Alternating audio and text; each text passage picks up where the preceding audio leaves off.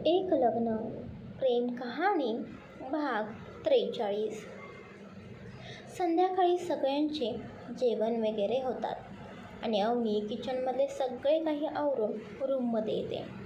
तर इकडे सिद्धार्थ रूममध्ये त्याच्या बेडवरती बसून ऑफिसचे काहीतरी काम करत होता. अवनी सिद्धार्थकडे अजिबात लक्ष न देता रूमचा दरवाजा बंद करते आणि तिथेच बेडच्या एका बाजूला झोपी जाते. सिद्धार्थचे लक्ष मात्र अवनीकडे होतेच. कामाबरोबर तो अवनीकडे सुद्धा बघत होता.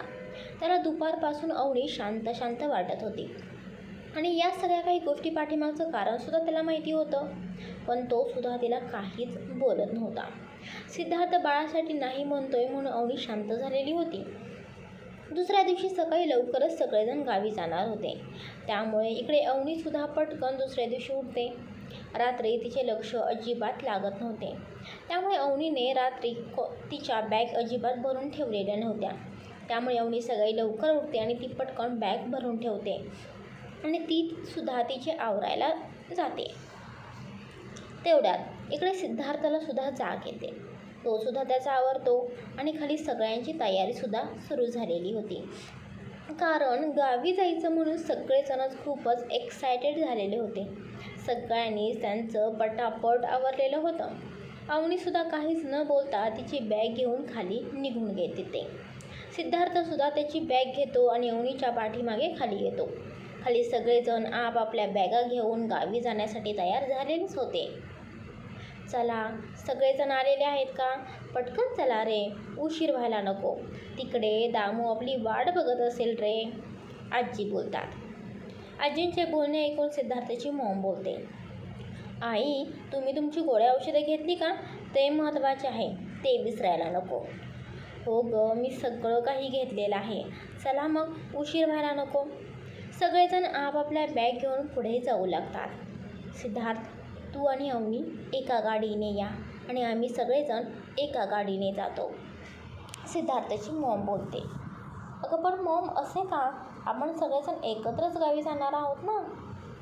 सिद्धार्थ, तुझे डॅड, मी, आजी, निशू सगळेजण एकत्र गाडीमध्ये बसणार नाही, त्यामुळे तुम्ही दोघेजण मागच्या गाडीने या. आणि विकी आहेच की सोबत? काय, विकीसुद्धा आपल्यासोबत गावी येत आहे? सिद्धार्थ आश्चर्याने विचारतो. हो. तेवढ्यात विकीसुद्धा त्याची बॅग घेऊन तिथे येतो. चला, निघायचे का? विकी बोलतो. तेच विकीला असं तयार झालेलं बघून, बॅग वगैरे आणलेलं बघून सिद्धार्थ बोलतो, विकी तू येणार आहेस हे कोण ठरवलं?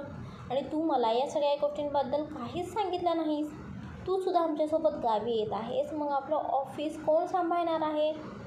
अरे तुझ्या तर जीवावरती मी आपलं ऑफिस सोडून तुझ्या जीवावरती मी सगळा ऑफिसचा कारभार ठेवून गावी निघालो होतो आणि तू सुद्धा मला न सांगता गावी येत आहेस.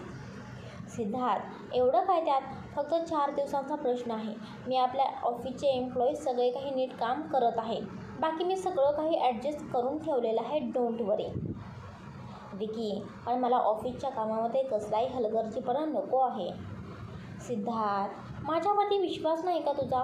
सगळं काही मी मॅनेज करूनच गावी येत आहे, डोंट वरी. सिद्धार्थ, आता तू विकीवरती अजिबात ओरडू नकोस. मीच विकीला बोलावून घेतलेले आहे. ओके, ठीक आहे, सिद्धार्थ बोलतो. मॉम, विकी भाई या ना पटकन, आपल्याला उशीर होत आहे. निशा गाडीमध्ये बसून ओरडूनच बोलू लागते. हो ग बाई, हो, आलो आम्ही. सगळेजणच गाडीमध्ये बसतात. अवनीसुद्धा त्यांच्या गाडीमध्ये बसत होती. तेवढ्यात अवनीला तिथे आलेलं बघून आजी बोलतात, अगं अवनी, तुझी जागा इथे नाही, तुझी जागा मागच्या गाडीमध्ये आहे. तू आणि सिद्धार्थ दोघेही मागच्या गाडीने एकत्र या, आम्ही या गाडीने पुढे जातो. पण आजी, असं का? अवनी आश्चर्याने विचारते. अगं अवनी, आता इथे तुम्हाला दोघांना बसता येईल अशी जागा नाही ना, त्यामुळे तुम्ही दोघे मागून या निवांतपणे.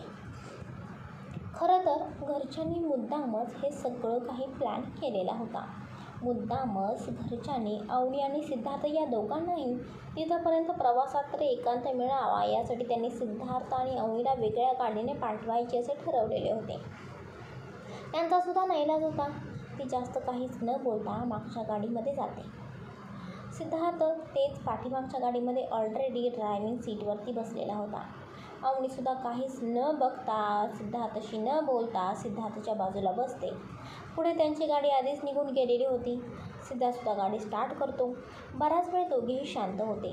दोघे एकमेकांशी काहीच बोलत नव्हते. काल अवनीने अचानक जो बाळाचा विषय काढला त्यामुळे सिद्धार्थलासुद्धा थोडा रागच आलेला होता आणि सिद्धार्थ या सगळ्या गोष्टींसाठी त्यालासुद्धा नाही म्हणला म्हणून अवनीला राग आलेला होता. दोघेही एकमेकांशी काहीच बोलत नव्हते. घरच्यांनी खरं तर दोघांना वेळ मिळावा म्हणून एकत्र एकाच गाडीने यायला सांगितलेले होते. पण इकडे मात्र हे आपले दोघे एकमेकांशी बोलतसुद्धा नव्हते, एकमेकांकडे बघतसुद्धा नव्हते. सिद्धार्थ ड्रायव्हिंगमध्ये फोकस देत होता तर इकडे आपली अवनी सिद्धार्थकडे न बघता बोलता फक्त खिडकीतून बाहेर बघत होती. नकळतपणे तिच्या डोळ्यामध्ये पाणी येत होतं, कारण तिला आई व्हायचं होतं. तिला एक आईपणाची आस लागलेली होती. आजपर्यंत तिने एकटीनं हे असं आयुष्य घालवलेलं होतं. त्यामुळे आता कुठे तिच्या आयुष्यात ही माणसं आता आलेली होती आणि आता तिला तिचं आईपणसुद्धा लवकरात लवकर अनुभवायचं होतं. तिला आजपर्यंत आईचे प्रेम मिळाले नाही, पण तिला एका लहान मुलाला जन्माला घालून त्याला आईचं प्रेम द्यायचं होतं. तिकडे सिद्धार्थचा स्वभावसुद्धा रागीट होता. तोहीसुद्धा मनाशी ठरवले तोच करणार होता. त्याला अवनीचे विचार पटलेले नव्हते. सगळेजण गावी पोहोचतात. सिद्धार्थ आणि अवनीची गाडीसुद्धा गावाच्या दिशेने येते, पण दोघांमध्ये अजूनही काहीच संवाद झालेला नव्हता. कोणीच पुढाकार घेऊन बोलायला तयार नव्हते. सिद्धार्थ आणि अवनी दोघांचं नवीन हे जोडपं होतं. त्यामुळे गावातले सगळेजणच नव्या सुनबाईला म्हणजेच अवनीला बघायला आतुरलेले होते. सगळ्यांनाच नवी सुनबाई कशी दिसते हे बघायचं होतं. अवनी आणि सिद्धार्थ आतमध्ये येतात. दामू काकांची सून म्हणजेच वनिता पटकन पुढे येते आणि सिद्धार्थ आणि अवनी या दोघांचेही औक्षण करू लागते. हे घरसुद्धा सिद्धार्थ त्यांचेच होते. कितीही केले तर गावाकडचे हे घर होते. तिथेसुद्धा अवनीचं माप ओलांडून गृहप्रवेश केला जातो, कारण गावाकडच्या घरामध्ये अवनीचा पहिलाच तो गृहप्रवेश होता. अवनी हे सगळं काही पहिल्यांदाच बघत होती. गावाकडची घरं, गावाकडची माणसं हे सगळं काही तिला खूप मनापासून आवडलेलं होतं. सगळेजण त्या घरामध्ये एंटर होतात. गावाकडचं घर असल्यामुळे तिथे सोफा वगैरे असलं काही नव्हतं. दामू काकांनी मोठी चटई अंथरलेली होती. सगळेजण त्या चटईवरती खाली बसलेले होते, फक्त सिद्धार्थ सोडून. तो तसाच तिथे मोबाईलवरती काहीतरी करत उभा होता. दामू काकांची सून म्हणजे वनिता त्या सगळ्यांना पाणी चहा घेऊन येतात. सगळेजण चहा पित एकमेकांशी गप्पा मारत होते. सगळेजण अवनीशी बोलत होते, तिचा स्वभाव जाणून घेत होते. गावाकडच्या घरामध्ये दामू काकांचा एक मुलगा आहे आणि त्यांची सून म्हणजे वनिता आणि वनिताला 2 मुले होती आणि 1 मुलगी होती. रुद्र आणि वेद ही 2 त्यांना मुले होती आणि दिशा नावाची मुलगी होती. असा त्यांचा छोटासा का होईना परिवार होता. दिशा अवनीसोबत बराच वेळ गप्पा मारत होती. निशा, दिशा आणि अवनीचे खूप काही चांगले आता जमलेले होते. तिकडे वनिता, आजी आणि सिद्धार्थच्या मॉम या तिघीसुद्धा गप्पा मारत होत्या. काय मग अवनी बाळा, तुला आवडलं नाही गावाकडचं घर? वनिता अवनीकडे बघून विचारते. हो काकू, खूप आवडलं, खूप छान आहे. मी इथे पहिल्यांदाच आलेली आहे, पण खरंच हे सगळं काही बघून ना मला खूप छान वाटलं. मला हे सगळं खूप आवडलं. अवनी हसत बोलते. गुणाची आहेस ग पोर, आता लवकरच घरात पाळणा हलू दे म्हणजे झालं. वनिता हसत बोलते. तेच वनिताचे बोलणे ऐकून सगळेजणच हसू लागतात. पण वनिताचं बोलणं ऐकून इकडे मात्र अवनीचा चेहरा आता पडलेला होता. तिला सिद्धार्थचे बोलणे आठवत होते. अवनीसुद्धा जबरदस्तीने चेहऱ्यावरती स्माईल देते, पण तिच्या मनात काही वेगळेच विचार येत होते. कालपर्यंत तिच्या मनात जे सुरू होते, आज तिच्यासमोर कोणीतरी प्रत्यक्षात बोलत होतं, त्यामुळे तिला जास्तच दाटून आलेलं होतं. ते एकटक सिद्धार्थकडे बघत होते तर सिद्धार्थसुद्धा तिच्याकडे बघत होता. सिद्धार्थने सुद्धा वनिता काकांचे बोलणे ऐकलेले होते. काय रे सिद्धार्थ, लवकर मनावर घे म्हणजे झालं. योग्य वयात योग्य ते झालेलं चांगलं असतं. काकू, हे सगळं गावाकडे चालत असेल, पण शहरात तसं नाही ग. सगळे आधी स्वतःच्या करिअरला महत्त्व देतात, नंतर हे सगळं काही होणारच आहे की. एवढी काय काही आहे? सिद्धार्थसुद्धा तिथेच त्यांच्या बाजूला येऊन बसत बोलतो. आजी, आता तुम्ही तुमच्या ह्या नातवाला समजावून सांगा, वनिता बोलते. अगं वनिता, आता मी काय बोलू? हा लग्नाला तयार झाला हेच माझ्यासाठी खूप आहे बघ. बाकी हा त्यांचा निर्णय त्यांचा आहे ग. कधी काय करावे हे ते दोघे बघू शकतात. तेवढे हे दोघेजण समंजस आहेत ग. हो आजी, तुम्ही बोलताय ते अगदी बरोबरच आहे. वनितासुद्धा आजींच्या होला हो करत बोलते. अशाच बराच वेळ सगळ्यांच्या गप्पा सुरू होत्या. अवनी त्या सगळ्यांशी बोलत होती, पण मनामध्ये मात्र अजूनही तिच्या काही वेगळेच विचार सुरू होते. तिच्या मनात अजूनही तोच विचार घुटमळत होता. बऱ्याच वेळानंतर सगळेजण आपापल्या रूममध्ये जातात. घर गावाकडचं जरी असेल तरीही ते देशमुख फॅमिलीचं घर होतं. त्यामुळे घर तर मोठे असणारच. प्रत्येकाला एक एक रूम येईल असं मोठं घर होतं. अवनी आणि सिद्धार्थ रूममध्ये जातात. अवनी पटकन जाऊन चेंज करते आणि बाहेर येते. तिचे आता कशातच मन लागत नव्हते. तिने एक विचार डोक्यामध्ये घेतला की तोच विचार ती डोक्यामध्ये घेऊन बसत होती आणि त्याच गोष्टीमुळे तिला जास्त त्रास होत होता. तिला सिद्धार्थकडून अशी अपेक्षा नव्हती की सिद्धार्थ या गोष्टीसाठी सहज नाही बोलेल. सिद्धार्थसुद्धा फ्रेश होऊन येतो. गावी असल्यामुळे थोडा नेटवर्कचा प्रॉब्लेम होता. रूममध्ये आल्यावर थोडेसे नेटवर्क मिळाल्यानंतर तो थोडाफार ऑफिसच्या कामानिमित्त कॉल सुरू करतो. तोपर्यंत कसला तरी ओरडण्याचा आवाज ऐकू येतो. सगळेजण धावतच रूममधून बाहेर हॉलमध्ये येतात. रेखा, रेखा, काय झालं? तू अशी का रडत आहेस? वनिता घाबरत बोलते. अगं वनिता, लवकर चल गं माझ्या घरी. माझी सून पोटुशी आहे, तुला तर माहिती आहे ना गं. अगं माझी सून खूप रडत आहे गं. तिच्या पोटात खूप दुखत आहे.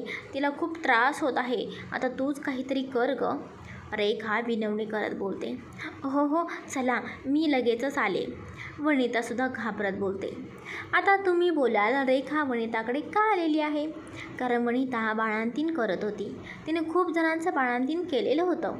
गाव होते त्यामुळे ते जास्त दवाखानेसुद्धा नव्हते. दवाखान्यासाठी बाहेर जावं लागत होतं. पण अचानक अशी काही परिस्थिती आली, अशी काही कंडिशन आली की वनिता मॅनेज करत होती. वनिता, काय झालं? काही प्रॉब्लेम आहे का? आजी विचारतात. नाही आजी, प्रॉब्लेम असा काही नाही. सगळं काही ठीक होईल. ते शेजारची एक बाई आहे ना, ती गरोदर आहे आणि तिला त्रास होत आहे. मला तिथे जायला हवं. बरं लवकर जा. थांब, आम्ही पण येतो. पण आजी तुम्ही? अगं त्यात काय झाले? थांब, आम्ही येतो, आजी बोलतात. अवनीलासुद्धा हे सगळं काही बघायचं होतं. हे सगळे ऐकून न कळतपणे तिच्यासुद्धा डोळ्यामध्ये पाणी आलेलं होतं. एका आईची गरोदरपणामध्ये काय अवस्था होत असेल हे तिच्या डोळ्यासमोर आलेलं होतं. तीसुद्धा आजी आणि वनिता या दोघींच्या समोर शेजारी निघून जाते. शेजारी रेखा काकू राहत होत्या आणि रेखा काकूंची सून खूपच आरडाओरड करत होती. तिला या गरोदरपणात खूपच त्रास होत होता. बऱ्याच बायकांनी आजूबाजूने साड्या पकडलेल्या होत्या. वनिता पटकन आतमध्ये जाते आणि बऱ्याच वेळानंतर एका बाळाचा गोड असा रडण्याचा आवाज ऐकू येतो. वनिता त्या बाळाला एका पांढऱ्या शुभ्र कपड्यात घेऊन बाहेर येते आणि त्या बाळाला बघून न कळतपणे अवनीच्यासुद्धा डोळ्यातून पाणी आलेलं होतं. अवनीसुद्धा इमोशनल झालेली होती. रेखा, बघितलेस का?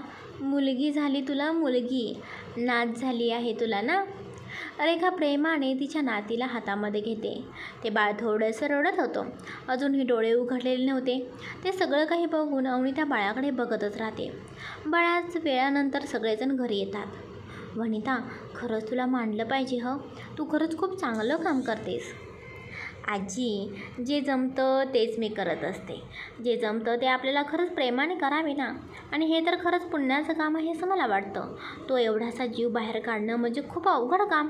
त्या बाईची हालत बघूनच अंगावर असा सरकन काटा येतो बघा. पण एका बाईने बाईला समजून घेतलंच पाहिजे ना. हो गं वनिता, हे मात्र तू बरोबर बोलतेस. आजकाल शहरातल्या लोकांना हॉस्पिटल वगैरे झालेलं आहे गं. सगळ्या काही सोखी आहेत, त्यामुळे जास्त काही काळजी नसते. पण गावातल्या बाईचं तसं नाही गं. गावातली बाई कशी काय करू शकेल सांगता नाही येत. तिच्यावरती कशी परिस्थिती ओढावेल नाही सांगता येत. हो, ते तर आहेच. अशाच परत सगळ्यांच्या गप्पा सुरू होतात. गप्पा मारत जेवणसुद्धा बनवायचे सुरू होते. अवनीसुद्धा तिथेच उभी होती. ती फक्त त्या सगळ्यांचे बोलणे ऐकण्याचं काम करत होती आणि तिचे हात कामामध्येच अडकून राहिलेले होते. तेवढ्यात तिथे दिशा आणि निशा दोघीही येतात. ए वहिनी, चल ना आपण बाहेर जाऊया. तू मगाशी त्या बाळाला बघून आलेली आहेस ना, मलासुद्धा त्या बाळाला बघायचं आहे, निशा बोलते. अगं हो, पण आता तर रात्र झालेली आहे ना, आणि रात्री आपण असं कसं त्यांच्या घरी जायचं. अगं असू दे ना, चल ना गं प्लीज. निशाच्या बोलणे ऐकून अवनी एकदा आजींकडे बघते. आजी डोळ्यांनीच इशारा करून तिला जा असे बोलतात. अवनीसुद्धा पटकन हात पुसते आणि दिशा आणि निशासोबत तिकडे निघून जाते. अवनी त्यांच्या घरामध्ये जाते तर घर तसे एकदम छोटेसे होते. बाहेर थोडीशी झोपडी टाईप होते. गावाकडे असल्यामुळे जास्त काही सुविधा नव्हती. त्या तिघीजणी तिथे जातात. निशा बाळाला बघून खूपच एक्सायटेड झालेली होती.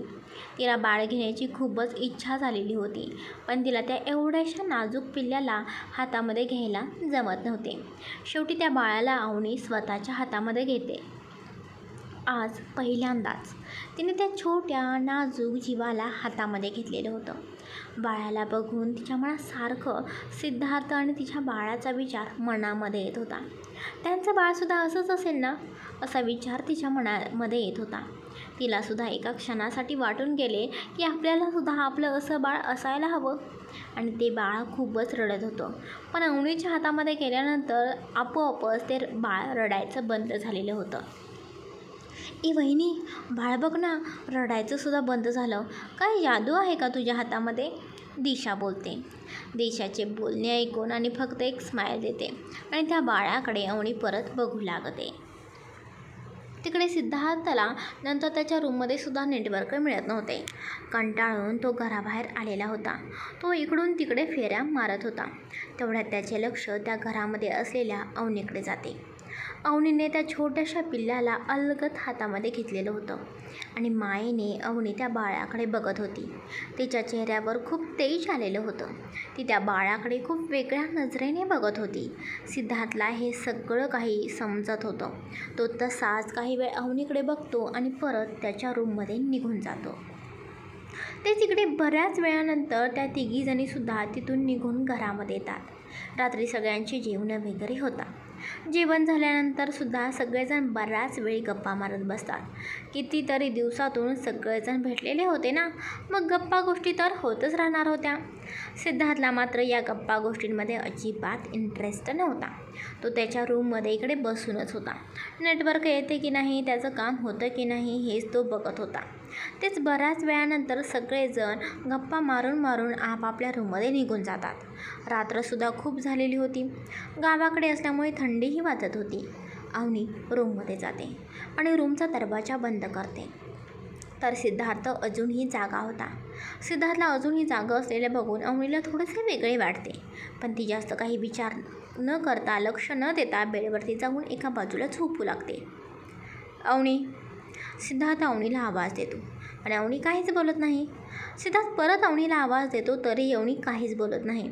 सिद्धार्थ अवनीच्या जवळ येतो आणि बोलतो, अवनी, मी तुझ्याशी बोलत आहे. मला माहिती आहे तुला झोप नाही आली. तू माझ्याशी बोलण्याचं टाळत आहेस ना.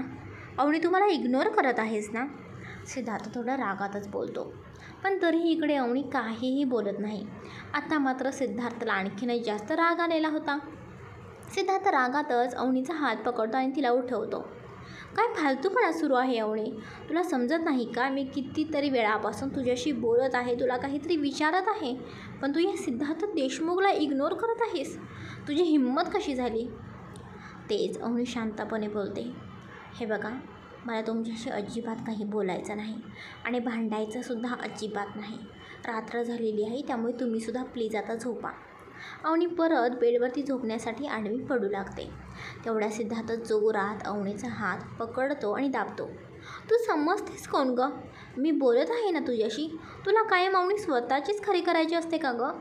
माझं तुला काहीच ऐकूनसुद्धा घ्यायचं नाही का?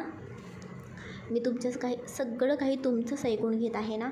तुम्हाला नको आहे ना आपलं बाळ, मग मी तुम्हाला परत काही बोलले का? नाही ना, मग तुम्ही आता परत काच विषय काढत आहात. अवनी रडत बोलते. अवनी, तू समजतेस असं काही नाही. तू समजून घेण्याचा थोडा तरी प्रयत्न करून घे. काय स्वतःचेच खरे करू नकोस. पण तुम्हाला का नको आहे आपलं बाळ? तुम्हाला नाही का वाटत बाबा व्हावे? तुम्हाला नाही का वाटत आपल्या दोघांमध्ये कुणीतरी तिसरा स्पेशल व्यक्ती यावा? त्या व्यक्तीच्या येण्याने आपल्या घरामध्ये सुद्धा किती आनंद येईल तुम्हाला माहिती आहे का? पण नाही, तुम्हाला या गोष्टी कशा काय समजतील ना? अवनी, मला आत्ताच बाळ नको आहे. मी तुला आधीच सांगितलेलं आहे, हा विषय परत माझ्यासमोर काढायचा नाही. तरीसुद्धा तू परत परत त्याच विषयावरती का बोलत आहेस? हो, मी या विषयावरती बोलणार ना. हा विषय सोडून मला दुसराच कोणता विषय बोलण्यासारखा वाटतच नाही. त्यामुळे मी याच विषयावरती बोलणार. आणि तुम्हाला जर या विषयावरती बोलायचं नसेल तर तुम्ही माझ्याशी बोलू नका. आणि तुम्हाला आपलं बाळ नको आहे ना, ठीक आहे, मी तुमच्यावरती कसलीही जबरदस्ती नाही करत. अवनी रडत बोलते. तेच आता मात्र अवनीचं बोलणं ऐकून सिद्धार्थला राग आलेला होता. अवनी, सिद्धार्थ रागात बोलतो आणि रागाच्या भरातच अवनीच्या कानाखाली मारतो. आज पहिल्यांदाच त्याने अवनीवरती हात उगारलेला होता. अवनी स्वतःच्या गालाला हात लावते. तिच्या डोळ्यातून पाणी येत होतं. सिद्धार्थला तर काहीच समजत नव्हतं. एका क्षणासाठी त्याने हे काय केलं. रागाच्या भरात त्याच्या हातून हे घडलेलं होतं. तेच अवनी काहीच न बोलता एक चादर घेते आणि तिथेच खाली झोपी जाते. सिद्धार्थला आता त्याची चूक समजली होती. तो त्याचा राग काढण्याचा प्रयत्न करत होता. त्याला खरंच अवनीवरती हात उचलायचा नव्हता, पण नकळतपणे रागाच्या भरातून त्याच्या हातून हे सगळं काही घडून गेलं. मात्र या सगळ्या काही गोष्टीमुळे आता मात्र अवनी दुखावलेली होती.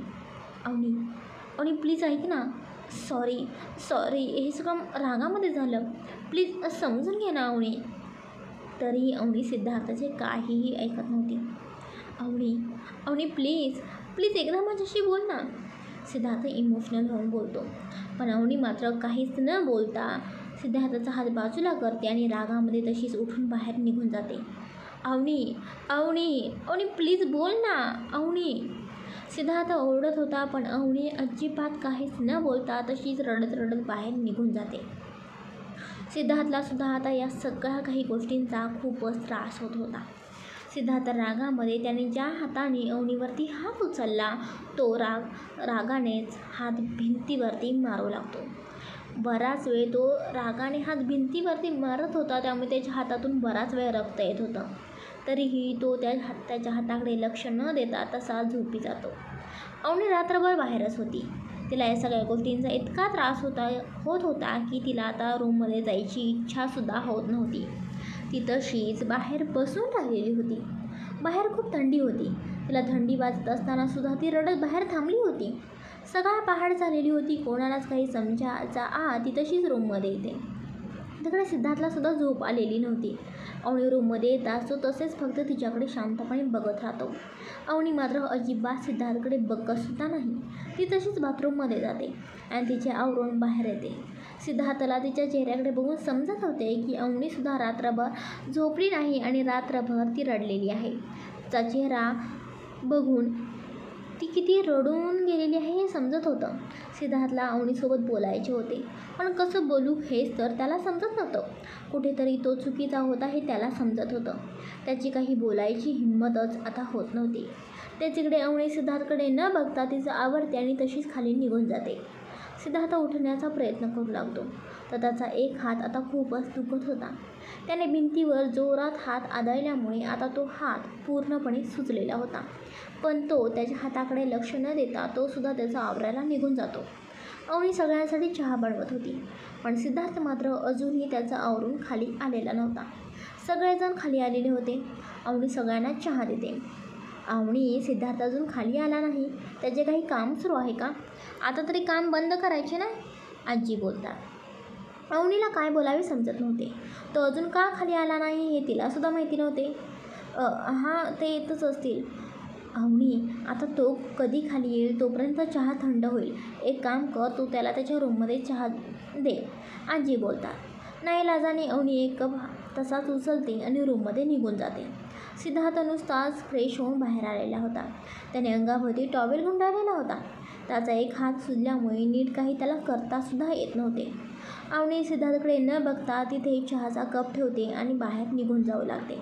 तेवढ्यात तिच्या कानावरती एक आवाज ऐकू येतो. आह! सिद्धार्थ थोडासा ओरडलेला होता. ते सिद्धार्थच्या ओरडण्याने अवनी पटकन सिद्धार्थकडे बघते आणि घाबरत बोलते. अहो, काय झालं बघू. अवनी पटकन आतमध्ये जात बोलते. नाही, काही नाही. असं कसं काही नाही? हे तुमच्या हाताला काय झालेलं आहे? हा तुमचा एवढा हात सुजलेला का आहे? सिद्धार्थ काहीच न बोलता शर्ट घालू लागतो. पण सिद्धार्थला शर्ट घालताना त्रास होत होता आणि त्याच आवाजाने अवनी आतमध्ये आलेली होती. नकळतपणे अवनीच्या डोळ्यामध्ये पाणी आलेलं होतं. सांगाल का काय झालेलं आहे? तुमचा हात एवढा का सुजलेला आहे? काल मी रागाच्या भरात जे काही केले त्याची शिक्षा आहे ही. या हाताला शिक्षा भेटलीच पाहिजे ना, सिद्धार्थ बोलतो. सिद्धार्थाचे बोलणे ऐकून अवनी पटकन सिद्धार्थाला मिठी मारते. तो पण अवनीला मिठी मारतो. दोघांच्याही डोळ्यामधून पाणी आलेलं होतं. Avani I am really sorry. खरंच मी चुकलो. मी रागाच्या भरात तुझ्यावरती हात उचलायला नको हवा होता गं. पण तू जे काही बोलत होतीस ना त्यामुळे मला खूप राग आलेला होता गं. पण माझं काय चुकलं? मला खरंच आई बनायचं आहे. यात माझी काय चूक आहे? लग्न झाल्यानंतर प्रत्येक मुलीला वाटतं ना तिने आई बनावं. तसंच मलासुद्धा वाटलं. मग माझ्या या फिलिंगमध्ये काही चूक होती का? नाही गं अवनी, तू कुठे चुकतेस असं मला अजिबात नाही गं वाटत. तुला जसं वाटतं ना आई बनायची तुझी जशी इच्छा आहे ना तशी मलासुद्धा बाप बनायची इच्छा आहे गं. मग तुम्ही नाही का बोलात? तुम्हाला खरंच आपलं बाळ नको आहे का? अवनी, मला आपलं बाळ हवं आहे. आपल्या दोघांचं बाळ हवं आहे. पण कुठेतरी भीती वाटते गं. सगळे काही आपण मॅनेज करू शकू का? तुला तर माहिती आहे ना मी तुला वेळ देऊ शकत नाही. मग आपल्या बाळासाठी कसा काय वेळ देऊ? ऑफिसचे काम करण्यामध्येच मी बिझी असतो. तूसुद्धा ऑफिसमध्ये असतेस. त्यांना त्यांच्या आईबाबांचं प्रेमसुद्धा मिळायला हवं ना. आणि तुला तुझं करिअरसुद्धा करायचं आहे. मग तू आपल्या बाळाकडे लक्ष देऊ शकणार आहेस का? हे काम वगैरे काम होतच राहणार आहे. तुम्ही कायमच कामामध्ये बिझी असणार. मी कायम तुमच्यासोबत ऑफिसमध्ये काम करत राहणार. म्हणून आपण मग कधीच आपल्या बाळाचा विचार करायचा नाही असं नाही ना. आणि मी खरंच आपलं बाळ आलं तरीही माझ्या करिअरवरती लक्ष ठेवेन. सगळं काही मी मॅनेज करेन. अवनी, तू तुझ्या करिअरवरती लक्ष ठेवशील गं. पण आपल्या बाळाला त्यांच्या आईवडिलांची कमतरता वाटायला नको गं. हे बघ अवनी, माझ्यापेक्षा या सगळी काही परिस्थिती तू जास्त समजून घेशील अशी मला अपेक्षा होती. पण तू समजून घेण्यापेक्षा कमीपणा करत आहेस गं. म्हणजे? अवनी रडत बोलते. तिला सिद्धार्थचे बोलणे काही समजलेले नव्हते. अवनी, लहानपणापासून तुला तुझ्या आईबाबांचं प्रेम मिळालं नाही. आईबाबांचं प्रेम काय असतं तुला माहिती नाही. तसं आपल्या बाळाच्या बाबतीत कुठेतरी व्हायला नको असं वाटतं गं. कारण तोच परिणाम बाळावरती होतो. मी माझ्या कामामध्ये बिझी राहणार. मी एक बाबाचं कर्तव्य मग पूर्ण करू शकेल का? कुठेतरी या सगळ्या गोष्टींची भीती वाटते गं. प्लीज असा नका ना तुम्ही विचार करू. तुम्ही खरंच तुमचं सगळं काही कर्तव्य पूर्ण कराल म्हणून काय आपण आपल्या बाळाचा विचार करायचा नाही असं नाही ना. आणि तुम्ही कायम कामातच राहणार आहात का? आपल्या बाळासाठी कधीच वेळ काढणार नाही असं नाही ना. असे नाही का अवनी, मलासुद्धा घरच्यांसाठी तुझ्यासाठी सगळ्यांसाठी वेळ काढायची खूप इच्छा असते गं. पण ऑफिसचे काम तूसुद्धा बघत असतेस ना. यातून खरंच वेळ मिळत नाही गं. मग कुठेतरी वाटतं त्याची परत बाळाला का त्याची शिक्षा द्यावी? एक सांगू का तुम्हाला? आपण जे काही कष्ट करत असतो, आपण जे काही काम करत असतो ते आपल्या घरच्यासाठीच आपण करत असतो ना. पैशांपुढे घरच्यांची किंमत खूप मोठी आहे. घरच्यापुढे पैसा फक्त शून्य आहे. तुम्ही कितीही पैसा कमवा पण घरचे तुमच्यासोबत नसतील, घरच्यासोबत तुम्ही वेळ नाही घालवू शकत तर मग या सगळ्या काही पैशाचा काय उपयोग? एवढी संपत्ती मिळवून तुम्ही नक्की मग करणार तरी काय आहात? तुम्हाला तुमच्या आयुष्यात सुखच नाही मग या सगळ्या काही संपत्तीचा पैशांचा काय उपयोग? तुम्ही काम करू नका असं मी तुम्हाला अजिबात नाही म्हणत. पण तुम्हाला तुमच्या आयुष्यातसुद्धा सुखी राहण्याचा अधिकार आहे. कामाबरोबरच तुम्ही तुमच्या फॅमिलीलासुद्धा वेळ देणं महत्त्वाचं आहे ना. आजपर्यंत तुम्ही फक्त कामच बघितले. फॅमिलीसाठी तुम्ही वेळ दिलाच नाही. घरच्यांचीसुद्धा अपेक्षा असते ना तुम्ही फॅमिलीसाठी वेळ द्यावा. त्यांच्यासोबत 4 शब्द प्रेमाने बोलावे. कुठेतरी वेळ काढून बाहेर फिरायला घेऊन जावे. हो गं अवनी, या अपेक्षा मला माहिती आहेत आणि अपेक्षामध्येच मी कुठेतरी कमी पडतो. म्हणूनच मला वाटतं बाळाचा विचार करायला मला भीती वाटते गं. मी आहे ना तुमच्यासोबत. सगळं काही छान होईल. पण प्लीज आपण आपल्या बाळाचा विचार करूया ना. मला खरंच आपलं बाळ हवं आहे. सिद्धार्थ अवनीच्या बोलण्याचा सिद्धार्थ थोडा विचार करतो आणि बोलतो, ठीक आहे, मलासुद्धा आपलं बाळ हवं आहे.